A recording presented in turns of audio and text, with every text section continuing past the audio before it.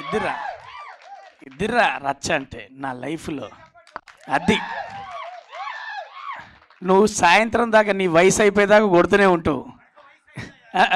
అయిపోయేదాకా అంటున్నాడు. Love you రా తమ్ముడు. తమ్ముడు స్కూల్ పోలే. తమ్ముడు స్కూల్కు పోనట్టున్నది అలా. సరే, ఎమోషనల్ బ్లాక్ మాస్టర్, అదే తెలుగు స్పెల్లింగ్లు ఉంటాయి కదా అప్పుడప్పుడు. ఇది సక్సెస్ మీటు కొందరు వారం రోజులకు చేస్తారు, 2 వీక్స్ చేస్తారు. తమ్ముడు అందరిని వీలు చూసుకొని మీడియా మిత్రులు అందరూ దొరికినప్పుడు పెట్టుకుందామని, అందరూ ఏ ఈవెంట్ లేకుండా ప్రశాంతంగా దొరికినప్పుడు మా అందరినీ కలెక్ట్ చేసి అందరికీ ఈ వేదిక ద్వారా అక్కడ ప్రేక్షకులకు, అలాగే కార్యకర్తలకు ముఖ్యంగా, అలాగే సినిమా నటులకు, పాత్రికేయ మిత్రులకు పేరు పేరున థ్యాంక్స్ చెప్పాలి. రవణ దీన్ని ప్లాన్ చేసుకొని నేను చేస్తా. అది లేట్ అయిందని అనుకుంటారు కావచ్చు, కానీ లేటెస్ట్గా చేద్దామని చెప్పి తమ్ముడు చెప్పిండు. అది వాడి ప్లాన్. ఎందుకంటే తమ్ముడిని నేను మీ అందరికీ చెప్పాలంటే నేను కొద్దిగా సుదీర్ఘంగానే చెప్తా. అంజనా మీరు చెప్పింది ఇందాక తమ్ముడు అన్నాడు కదా, స్పీచ్ ఇస్తాడని అనుకోలే అన్నాడు. ఇది స్పీచ్ కాదన్న, ఓట్ ఆఫ్ థ్యాంక్స్. అందరికీ పేరు పేరున మర్చిపోకుండా, పేరు పేరున వాళ్ళందరికీ వాళ్ళకి థ్యాంక్స్ చెప్పే విధానంలో అంజన్న మర్చిపోకుండా ప్రతి ఒక్కరికి చెప్పిండు. కాబట్టి అంజన్న మీ బాధ్యత, మీరు దర్శకులుగా, క్యాప్టెన్ ఆఫ్ షిప్గా సినిమానే కాదు ఓట్ ఆఫ్ థ్యాంక్స్ కూడా గ్రాండ్గా చెప్పిళ్ళు. అది లవ్ యూ. దాని తర్వాత తమ్ముడిది నాది పరిచయం ఏంటంటే మీ అందరికీ చెప్తా. నేను మిమిక్రీ ఆర్టిస్ట్గా వన్స్ మోర్ ప్లీజ్ చేసేటప్పుడు మూర్తి అన్న, నేను, మీ అందరం చేసేటప్పుడు రాకేష్ కూడా ఒక మిమిక్రీ ఆర్టిస్ట్గా వరంగల్లో మాకన్నా ముందు హైదరాబాద్ సిటీకి వచ్చింది తనే. మాకన్నా ముందు మేము వరంగల్లో ఈవెంట్లు చేసుకుంటూ అక్కడేదో ఉద్యోగాలు అవి చేసుకునే క్రమంలో అక్కడ ఒక గోకుల్ ఛానల్లో, దాని తర్వాత మా టీవీలో ఇలా మాకు వేదిక, మేము జెమినీ ద్వారా వన్స్ మోర్ ప్లీజ్ చేశాం. కానీ వాడికి ఆఫర్స్ అందిపుచ్చుకోవడంలో ఫస్ట్ రాకేషే ఉన్నాడు. అది గోకుల్ ఛానల్లో కావచ్చు, అది మా టీవీలో కావచ్చు. వాడిని వెళ్ళి కలవడానికి తమ్ముడు చేస్తున్నప్పుడు రాకెట్ రాఘవన్నతోటి కలిసి గోకుల్ ఛానల్లో చేసేది. ఖైరతాబాద్ పోయి కలిసి వచ్చిన తమ్ముడు నువ్వు బాగా చేస్తున్నారు అని, నాకు కూడా ఏదైనా ఆపర్చునిటీ చూడు అని. ఆ టైంలో మా పరిచయం. నేను రాకేష్ను చూసిన క్రమంలో జయలక్ష్మి అమ్మ పేరు అంతేగా, జయలక్ష్మి తనయుడు జయలక్ష్మి ఉన్నది. తల్లి తండ్రి తానే పెంచే ఒక కొడుకును చూసా. నేను చూసిన నా రాకేష్కు ఖచ్చితంగా నేను బాగా చెప్పాలంటే వానికి కొనుక్కోవడానికి కూడా చెప్పులు లేని కాలంలో నేను వాడిని చూసా. ఆ కాలంలో ఒక మైక్ ఇస్తే చాలు స్టేజ్ దగ్గరికి వెళ్ళి నా మిమిక్రీ నేను చేసుకుంటా అని చెప్పి అవకాశాల కోసం ప్రూవ్ చేసుకోవడానికి వాడి అప్పటి నుంచి ఇప్పటిదాకా అదే బాడీ లాంగ్వేజ్ తోటి, అలాగే వాళ్ళందరితోటి పని తీసుకునేదాన్ని కావచ్చు, పని దొరకపట్టుకోవడంలో కావచ్చు, అందిపుచ్చుకోవడంలో కావచ్చు, కమ్యూనికేషన్ మెయింటైన్ చేయడంలో కావచ్చు, ప్లాన్ చేయడంలో కావచ్చు, దాని ఆచరణలో పెట్టడం కావచ్చు, సక్సెస్ కొట్టడంలో కావచ్చు, రాకేష్ గానికే గుర్తింపు. ఎందుకంటే మేమందరం చెప్తున్నాం కదా, ఒకడు అవకాశం అమ్మాయి ఇలా అవకాశం దొరికింది, చేసినాం, అయిపోయింది అని పోయి పడుకుంటాడు. అమ్మాయి రిలీజ్ చేసినాం, సంతోషం, అయిపోయిందని ఒకటి పడుకుంటాడు. అమ్మాయి మొత్తానికి అయితే పిడా వదిలింది అనుకుంటాడు. తమ్ముడు నువ్వు ఇందాక కూడా చెప్పినావు, యుద్ధం చేసినా నువ్వు మళ్ళీ దాన్ని రైట్ చేస్తా. నువ్వు లైఫ్లో ఎప్పుడూ యుద్ధం చేయలేదురా. నిన్ను నువ్వు చెక్కుకుంటూ, నిన్ను నువ్వు వెతుక్కుంటూ, నిన్ను నువ్వు తెలుసుకుంటూ, నిన్ను నువ్వు ప్రమోట్ చేసుకుంటూ, నీ కోసం నువ్వు బ్రతికే క్రమంలో జయలక్ష్మిని సాటిస్ఫాక్షన్ చేసి అక్కడ కూర్చోబెట్టి ఇప్పుడు సుజాత సమేత రాకేష్ వైనవ్. అది మాత్రం ఎందుకంటే జయలక్ష్మి గారు ఒక్క స్టెప్ వెనకాల ఉండి గద్దె మీద కూర్చున్నది. అలా ముందు తోలు బొమ్మలాటలో మీ ఇద్దరు ఆడుతున్నారు, ఒకరు ప్రొడ్యూసర్గా ఒకరు హీరోగా. ఇప్పుడు కూడా వాడు కథానాయకుడు అయ్యాను కదా, ఓ యాంకర్కి ఎవరైనా చేయొచ్చు అనొచ్చు. కానీ నాకు వచ్చిన అతిథులను నేనే రిసీవ్ చేసుకుంటా, నేనే ఒక్కొక్కరిని పిలుస్తా అని చెప్పేసి వాడే యాంకర్గా. ఎందుకంటే వాడు సకల కళా కోవిదుడు, వాడు మిమిక్రీ ఆర్టిస్ట్, వాడు యాంకర్, వాడు కమెడియన్. వాడిని హీరోగా చూసిన దాంట్లో కూడా నేనే ఫస్ట్ ఉంటా. తమ్ముడు అవకాశాల కోసం తిరిగే టైంలోనే తమ్ముడు నీలాంటి వాడు అజీబ్ బాడీ లాంగ్వేజ్లు ఉన్నోడే ఒక హీరో కావాలని వెతుక్కుంటూ పోతే మోతీనగర్లో రూమ్ పైన 3 అంతస్తుల పైన ఒక చిన్న రూమ్లో టింకన్న సంరక్షణలో ఉన్నావు. అప్పుడు వెళ్ళి తమ్ముడు నీలాంటి వానికి హీరో అవుతాడు తమ్ముడు. నేను హీరో అయిందన్న, ఒరే నీ దండం పెడతారా, నువ్వు హీరో అయిన రోజు నన్ను గుర్తుపెట్టుకుంటూ, అది హీరో ఏ కథైనా కావచ్చు, నీలాంటి బాడీ లాంగ్వేజ్ కూడా కథ ఉంటుంది అనేది నీకు తెలుస్తుంది. నీలాంటి, ఎందుకంటే ఒక అమాయకపు చక్రవర్తి ఒక ఊరు కోసం సిటీ దాకా సీఎంను కలవేదాకా మనం చేసే ఈ కథలో వాడు ఖచ్చితంగా అలాగే ఉండాలి. అంతకు భిన్నంగా ఉన్న అంతకు, ఎందుకంటే ఈ సినిమా గురించి ఫస్ట్ నాకు కన్నన్న చెప్పిండు, అది మన పీసీ కన్నన్న. ఆ కన్నన్న చెప్పిన తర్వాత మంచి సబ్జెక్ట్ చేస్తాడు అన్నప్పుడు వాడు అవుతున్నాడా, ఓకే అన్న. ఆ తర్వాత మళ్ళీ నాకు చెప్పింది మన ధనరాజ్ అన్న, వాంది విన్నరా చాలా బాగుంది, వానికి సూటబుల్ సబ్జెక్ట్ అన్నాడు.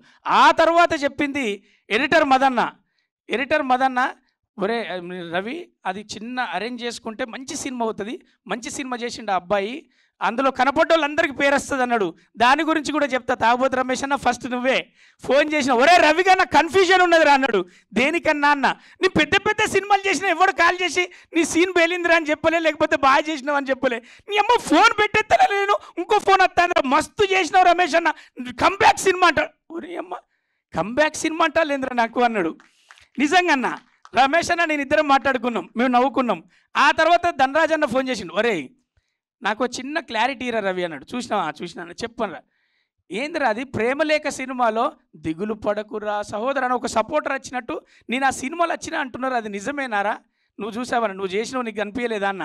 అంటే చేశాను పెద్దోడుగా, కానీ అంత పాత్రని నాకు తెలియదని ధనరాజ్ అన్న ఫోన్ చేసిండు. ఏమో నాకు కన్ఫ్యూజన్ ఉందిరా, నాకు రేపు ఏ పాత్ర చేసినా నిజంగా పెద్దోడు అయినట్టు అనిపిస్తుంది రా ఇప్పుడు అని. అంటే లేదన్నా సపోర్ట్ చేసినట్టు నీ క్యారెక్టర్ పేలింది కాబట్టి ఫోన్ వచ్చిందన్న. ఆ తర్వాత మదన్న ఫోన్ చేసిండు, తను నాకు మెసేజ్ చేసిండు, తనకు నేను మెసేజ్ చేసిన. నిజంగా ఒక బిడ్డ తండ్రి గూడెంలో ఉంటే బాధపడితే, పెళ్ళైతే లేదంటే బాధపడితే, నిజంగా కూడా ఆ కళ్ళల్లో ఆ రోదరంలో ఆయన మైమ్ ఆర్టిస్ట్ నుంచి ఆర్టిస్ట్గా మనందరం బుల్లితెరలో వెండితెరలో ఆయన చూస్తున్నాం. టీచర్గా ఆయన ఎంతమందిని నటులను తయారు చేస్తున్నాడో, నటనలో కూడా అంతే స్టూడెంట్గా అంతే భయంతో భక్తితోటి ఆయన చేస్తున్నది ఆ పాత్రలో కనపడుతుంది. ఇకపోతే లోహిత్ అన్న గురించి చెప్పాలి. మీరు అన్నారు కదా ఇండస్ట్రీ గుర్తించడం అవేం లేదన్నా, లోహిత్ అన్నకు మీరు అన్నారు కదా, లోహిత్ అన్న మనం షెడ్డీలు వేసుకున్నప్పుడే స్టార్ ఆయన బుల్లితెరల. అప్పుడు రాకేష్ గారు షెడ్డీ కూడా వేసుకున్నాడో లేదో కూడా తెలియదు. అంటే చెప్తాను, సీనియర్ చెప్తాను రా, ఇంటి దగ్గర ఉన్నారు, ఆ టైంలోనే స్టార్. అంటే సమయం అన్నది ఉంటుందన్న, టైం ఎవరికైనా ఒకసారి టైం వస్తుంది. లోహిత్ అన్నకు కరెంట్ అఫైర్లు వస్తుంది. గతంలో ఉంటే పురాణ నటుడు పాత నటుడు అంటారు, ఇప్పుడు కరెంట్ అఫైర్లో ఉంటే ఫ్రెష్, అరే ఆయన టైం నడుతుందిరా అని గుంజుకొచ్చుకుంటారు. కాబట్టి లోహిత్ అన్న మీకు కూడా ఖచ్చితంగా ఒక కరెంట్ అఫైర్లో మీకు మంచి పాత్రలు రావాలని కోరుకుంటున్నా. ఆ తర్వాత మ్యూజిక్ డైరెక్టర్, ఈ పాటల గురించి కాశల శ్యామన్న, తమ్ముడు మంచి పాటలు రాసిన ఒకసారి విను అన్నాడు. మొత్తం పాట పాడినాక ఇది ఎవరి కోసం అంటే తమ్ముని కోసం అన్నాడు. ప్రాణం పెట్టి రాసినావు అన్న, ఇది బాగా ఉన్నదన్నాం. ఆ తర్వాత చరణ్ రాజ్ అన్న, చిన్ని చరణ్ అన్న, చరణ్ అర్జున్, ఈ ఒక్కొక్క పేరు కాదే, అదే మొత్తానికి ఎత్తి చరణ్ అన్న. ఈ మ్యూజిక్ డైరెక్టర్ కూడా అవి మొత్తం అంటే నేను వీడికి మాత్రమే. నిన్ననే అన్నాడు, అన్న నువ్వు ఎవడెవరితోనో టచ్లు ఉంటావు నాకు తప్ప అంటే, ఒరే నేను నీకు ఒక మేనేజర్ ఉంటాడు, అదే ధనరాజ్. లేదురా అన్న నా గురువు అన్నాడు. అరే నీకు లైఫ్లో గురువేరా, కానీ నీ అప్డేట్లు ఈ టైంలో భార్య దగ్గర పోతాడు, ఈ టైంలో అమ్మ దగ్గర కూర్చొని కాఫీ తాగుతాడు, ఈ టైంలో సినిమా గురించి మాట్లాడుతాడు, ఈ టైంలో లెక్కలు చూస్తాడు, ఈ టైంలో వాడు టెన్షన్ పడతాడు, ఈ టైంలో వేరే దగ్గర ఉన్నాడు అని వాడు ప్లాన్లను ఎత్తాడు, ఈ టైంలో సంతోషాన్ని దగ్గర పోయాడు, ఈ టైంలో ఇంకో దగ్గర. అంటే మొత్తం ఇన్ఫర్మేషన్ నేను ఎందుకు తీసుకుంటా అంటే వానికి అనిపిస్తే ఫోన్ ఎత్తుతలేడని. ఫోన్ ఎత్తాల్సిన అవసరం నువ్వు ఏడునో నాకు తెలుసు. భార్య కూడా చెప్పదు అట్లా డీటెయిల్స్. ఏమోనండి మా ఆయన గురించి నాకు సరిగ్గా తెలియదు అంటే ఏ భార్యని అడిగినా, ఈయన గురించి అడగాలంటే మాత్రం ఖచ్చితంగా ధనరాజ్ అన్నకు ఫోన్ చేయాలి. అరే ఇప్పుడు మీ ఇంట్లో ప్లానింగ్ ఏంటంటే ఇంకేం అనుకోలేదురా, కానీ రాకేష్ గారు ఏమనుకుంటాడు, ఇప్పుడే రా పోస్టర్ అనుకున్నాడు, పెద్ద ఆయన దగ్గర పోయి రిలీజ్ చేయిద్దాం, లేకపోతే అదొకటి అనుకుంటున్నాడు, ఒక డేట్ ఫిక్స్ అవుతుందిరా, అంజన్న నేను అందరం కలిసి భీమాస్ హోటల్ దగ్గర ఆఫీస్ కాడ కూర్చుంటున్నాం రా. ఇంతుంటుంది ఇన్ఫర్మేషన్, ఇంతుంటుంది. ఇకపోతే నవీన్ అన్న కలిసిండు, అన్న నేను సినిమా చూసినా, నేను ఏదో అనుకున్నా, ఉన్న సీన్ వరకు మస్తు ఉన్నదన్న, నువ్వు అసలు సినిమాలో లేవనుకున్నా, ఆ ఫంక్షన్లో వచ్చి మాట్లాడతా, నువ్వెట్లా అనుకున్నావే, వాడు లేనోడే వాడన్నా పిలుస్తాడా, లేనోళ్ళందరూ పిలిచింది సహాయం చేయడానికి. పని తీసుకోవడంలో రాకేష్లో సక్సెస్. నేను ఇంతసేపు ఎందుకు మాట్లాడుతున్నా అంటే, ఇంతకుముందే పెద్ద ఆయన చెప్పిళ్ళు మన ఆహా ఛానల్ నుంచి శ్రీనివాస్ అన్న, ఆయన ఒక మాట అన్నాడు, కమిడియన్స్ అంటే చూసేది బతుకు తెరువులో మేము కమిడియన్స్ కావచ్చు, కానీ మా ఇంటికి మేమే హీరోలం, మా కథకు మేమే హీరోలం, మా కథకు మేమే కథానాయకులం. అది సందర్భం వచ్చినప్పుడు తెలుస్తుంది, కానీ మేము బతుకు తెరువులో 4 గింజల కోసం, బ్రెడ్ అండ్ బటర్ కోసం మాత్రమే మేము కమిడియన్స్గా చేశాం. కానీ మాకొక గాథ, మాకొక కథ ఉంటుందని నమ్ముకొని బతికే వాళ్ళం మేము. అందుకే చూసే కోణాన్ని బట్టి ఉంటుంది, చూసే మనసును బట్టి ఉంటుంది. మొత్తానికి మమ్మల్ని చూసే ఎక్కడైనా పెళ్ళి పందిరి దగ్గర నుంచి మొదలు పెడితే సావుల దగ్గర కూడా అక్కడ చూసిన వాళ్ళందరూ మీ షోలు చూస్తున్నామనండి, బాధను వదిలేసి 2 సెకండ్లు మాతో మాట్లాడతారు అండి, మీ షోలు అన్నీ మమ్మల్ని నవ్వించినాయని చెప్తారు. అదే ప్రపంచంలో ఒక అదృష్టంగా భావించేది ఏంటంటే హాస్య నటుడిగా పుట్టడం, హాస్య నటుడిగా అన్నాన్ని సంపాదించి నా కుటుంబాన్ని సాదుకోవడం ఒక అద్భుతమైన అవకాశం నాకు దేవుడిచ్చింది. ఎందుకంటే శత్రువు లేనిది పోటీ మాత్రమే ఉన్నది, అద్భుతంగా జీవించేది ఒక కమెడియన్ జీవితమే. అది అద్భుతంగా మేము ఫీల్ అవుతూ ఉంటాం. ఆ రోజులో మూగ భాషలో మైమ్లో చేసినటువంటి మన మోనో యాక్షన్లో చేసినటువంటి చార్లీ చాంప్లిన్ దగ్గర నుంచి ఈరోజు మీ ముందున్నటువంటి రాకేష్ రచరవి వరకు మేమందరం కూడా ఎదుటోన్ని నవ్వించడానికి, ఎదుటోన్ని మనం ఇంప్రెస్ చేయడానికి, ఎదుటోన్ని ఆహ్లాదపరచడానికి మాత్రమే మా బతుకుదెరులో మేము కమెడియన్స్. కానీ లేకపోతే తెరలు దొరికితే కేసీఆర్ లాంటి, కేతావత్ చంద్ర రామావత్ లాంటి ఆ కథానాయకుడు రాకేషే అవుతాడు, రేపు ఇంకొకడు అవుతాడు. ఇంకపోతే మాకు కమెడియన్ల నుంచి ఒక గుర్తింపు తెచ్చుకునే క్రమంలో మా బలగం వేణన్న, ఆయన వల్ల ఈరోజు నేను వేణన్నకి ఈ డయాస్ మించలి మా కమెడియన్స్ అందరి తరఫున, ఎందుకంటే బ్రహ్మానందం గారు కూడా చాలా అద్భుతంగా ఫీల్ అయ్యాడు. అరే కమెడియన్స్ చాలామంది సినిమాలు చేశారా, కానీ వేణన్న చేసిన సినిమా హిట్ అవ్వాలరా, హిట్ అవ్వాలి, ఎందుకంటే వేణు అనేవాడు కూడా కమెడియన్ రా, మన కుటుంబం రా అని బ్రహ్మానందం సార్ నాతో షేర్ చేసుకున్నాడు. ఫస్ట్ రోజు ఫోన్ చేసి అరే ఏమైందిరా సినిమా అంటే పెద్ద హిట్ సార్ అనగానే కమెడియన్ గెలిచిండ్రా అన్నాడు. అలాగే కమెడియన్ డైరెక్షన్ చేసిన దాంట్లో బ్రహ్మానందం గారు వేణన్నకు చాలా, వేణన్న మేము ఎక్కడికి వెళ్ళినా కమెడియన్గా చూసే మమ్మల్ని కథేమైనా ఉందా, కథేమైనా చెప్తావా బాబు అని స్టేజ్కి తీసుకొచ్చిన నీకు ఈ డాష్ నుంచి మనస్ఫూర్తిగా చేస్తున్నా సలాం. ఆ తర్వాత నెక్స్ట్ కూడా బ్రహ్మానందం గారు నైట్ ఫోన్ చేసి అదే నేను ఆ తర్వాత ఆ సినిమా తర్వాత మళ్ళీ వెంటనే ఈ సినిమాకు ఒక రోజు ఇంట్లోకి వెళ్ళి వెళ్తున్నప్పుడు ఏదో వీళ్ళు వచ్చినప్పుడు సరిగ్గా టైం ఇవ్వలేకపోయిన రాని దాని గురించి కూడా నాకు 20 నిమిషాలు మాట్లాడిండు. ఆ తర్వాత సినిమా రిలీజ్ అయిన వెంటనే ఏమైందిరా రవి ఆ సినిమా గురించి, కేసీఆర్ గురించి అంటే అన్న వాడు ఏ జోన్ అయితే అనుకున్నాడో, ఎవరినైతే కనెక్ట్ అవ్వాలనుకున్నాడో, ఎక్కడైతే పేరు తెచ్చుకోవాలనుకున్నాడో, ఏ గుండెలకైతే పంపాలనుకున్నాడో అక్కడ ఖచ్చితంగా పంపిండాను అనగానే చాలా నాకు 1 నెంబర్ పెట్టి నేను ఫోన్ చేయాలి ఇప్పుడు అన్నాడు. ఎందుకంటే డైల్లో లేట్ అవుతుందేమో అని వచ్చిందని డైరెక్ట్ వస్తే ఫోన్ పోతుంది అని చెప్పి ఆ నెంబర్ మాత్రమే పెట్టు, పేరు పెడితే మళ్ళీ ఎత్తుకోవాలి రా అన్నాడు. నెంబర్ పెట్టగానే ఫోన్ చేసిండ్రా అన్నాడు.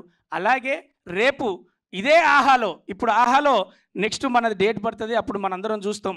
మంచి సినిమా చేసిండ్రు రాకేష్ అని మీరు అంటారు.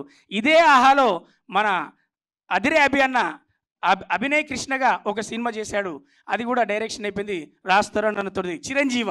నెక్స్ట్ ధనరాజ్ అని ఉన్నాడు, నెక్స్ట్ రామెల్ల రమేష్ ఉన్నాడు, అదే మీ అందరికి తెలిసిన తాగుబోతు రమేష్ లైన్లో ఉన్నాడు.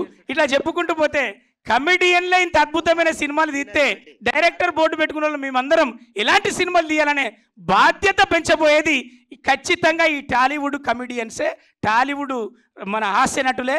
ఇది ఖచ్చితంగా అన్న అంజన్న మీ పాత్ర గురించి చెప్పాలంటే ధనరాజ్ అన్న 100 సార్లు ఒరే ఒప్పించే వరకు కాదురా, ఇది మెప్పించే వరకు కాదురా, ఇది రిలీజ్ అయ్యేదాకా అంజన్నకు ఒక పెద్ద పని పెట్టినరా.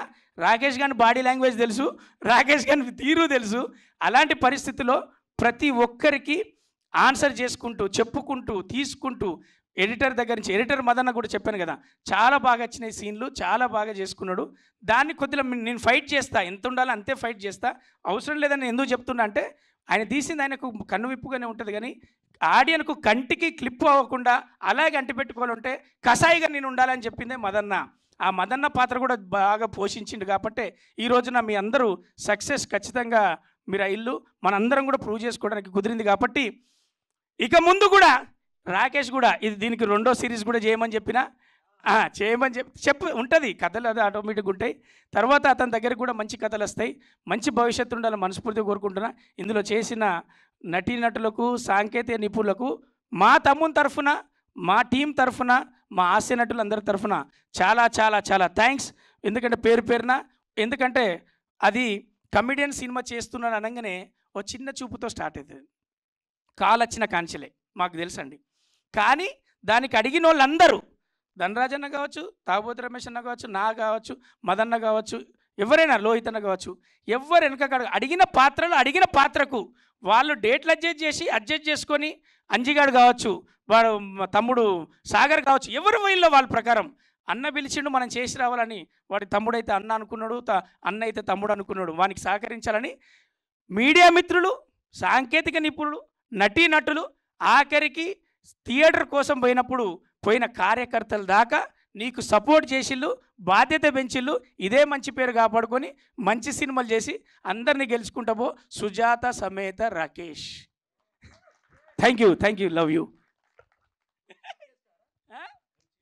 నా బాధ్యత నా గడ్డ మీద పుట్టినోడు అన్న. వీడు ఎక్కడి నుంచి వచ్చి ట్రైన్ టికెట్, వాడు 25 రూపాయలు టికెట్ కొన్నాడో లేదో నాకు తెలియదు ట్రైన్కు. కానీ ఈరోజు నీ అమ్మ టికెట్లు కొనిచ్చింది కదా సినిమాకి. అరే ఏందన్న అది? సక్సెస్ కొట్టినోనికి ఎవడైనా ఉంటాడు, సక్సెస్ కొట్టాలనుకున్నాడు ఎంబడి ఉండాలన్నా వద్దా? అదే లెక్క.